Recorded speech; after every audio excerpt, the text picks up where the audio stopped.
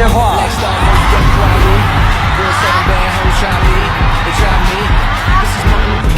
Philippines,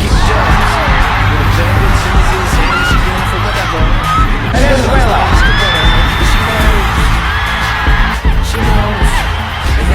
G74th Miss Universe is. Do not pull a Steve Harvey here, Steve. Here we go. Miss Universe is Mexico.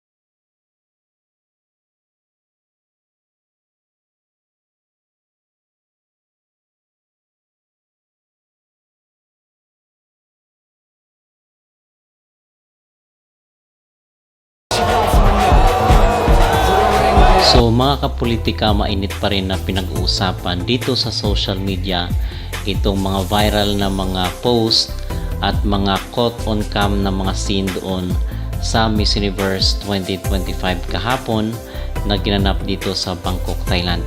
So ano yung mga videos na inyong napanood? Yung unang video mga kapolitika ay yun daw ang kapatid ni Fatima Fernandez dito na umattend sa event na kung saan is kinurunahan nga siya bilang Miss Universe 2025.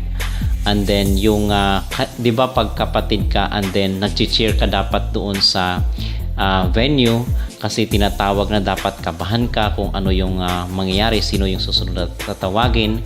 Pero dito is kitang-kita sa kanyang facial expression na parang kalmado lang siya at alam niya na yung maging resulta ng laban. Kasi kuha po ito ng Thai na vlogger, itong minsan pinapanood natin yung kanyang mga videos. So nakot on cam, binidyuhan niya kasi yung kapatid ni Fatima Fernandez kung ano yung maging resulta niya. 'Di ba kahit sino naman pag tayo is hindi natin alam yung result, syempre merong tense yan at talaga namang hindi ka mapapakali. Pero dito base sa kanyang expression ay hindi siya nagulat mga kapolitika sa mga resulta nung tinawag na yung apat doon sa top 5. And then doon na lang siya tumayo nung dalawa na lang natira, si Thailand at si Mexico, and then nag-prepare na siya, inayos niya yung kanyang sarili para salubungin itong si Fatima na maging winner ng Miss Universe. So in other words, base sa mga gesture na kanyang ipinakita ay he knows the result already. Okay, so ito yung mga talagang mainit na pinag-usapan dito sa social media na mga caught on cam na mga scene dito sa Miss Universe. So yung pangalawang video naman na yung napanood ay itong si Andrea Meza ng Mexico rin, na wala ring excitement sa kanya, na sa kanyang kababayan, even yung pagtawag doon sa top 12 ay walang excitement mga kapolitika sa kanyang facial expression, sa kanyang mga gestures, sa kanyang nakaupo lang siya, steady lang itong si Andrea Meza kasi alam niya sa kanyang sarili na hindi rin siya kumbinsido dito sa resulta ng kompetisyon. So kasi nga judge ka, dapat maging patas ka, pero dahil nga may utos sa taas ay wala ring magagawa itong mga hurado dito sa labanan ng beauty contest sa MU 2025. So hindi na tayo magbibigay ng reaksyon mga kapolitika kasi obviously is negative ang ating sasabihin. Tayo lang is nagbibigay tayo dito ng mga expose kung ano ba yung mga pinag-uusapan dito sa social media, yung mga eksena doon sa Miss Universe 2025 na kung saan ay very controversial at very questionable yung nanalo.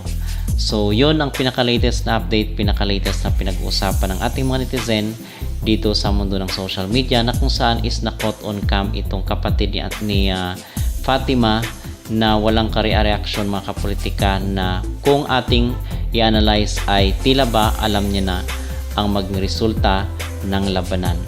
So ano po ang inyong masasabi dito at ano po ang inyong magreaksyon dito sa mga kaganapan na kung saan is nakunan ng video or camera?